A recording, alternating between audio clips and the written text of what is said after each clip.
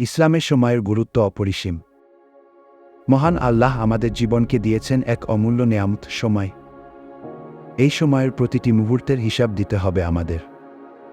কুরআন ও হাদিস উভয়ই আমাদের সময়ের সঠিক ব্যবহারে সচেতন করেছে। আল্লাহ তাআলা সূরা আল-আসরে বলেন, শপথ, সময়ের মানুষ অবশ্যই ক্ষতির মধ্যে রয়েছে। সূরা আল-আসর আয়াত 1-2। রাসূল সাল্লাল্লাহু আলাইহি ওয়াসাল্লাম বলেছেন, দুইটি নিয়ামত আছে যা সম্পর্কে অধিকাংশ মানুষ প্রতারিত: স্বাস্থ্য, অবসর সময়। সহিহ বুখারী।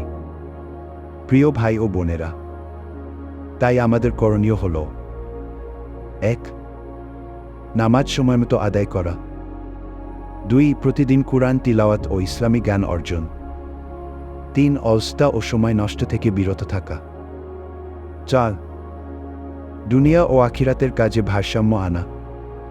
সময় একটি অমূল্য রত্ন, একবার চলে গেলে তা আর ফিরে আসে না। তাই প্রতিটি মুহূর্ত আল্লাহর সন্তুষ্টি অর্জনের কাজে ব্যয় করা, এই হোক একজন প্রকৃত মুমিনের পরিচয়। সময় হোক নাজাতের সোপান, নয়তো হবে আয়াবের কারণ।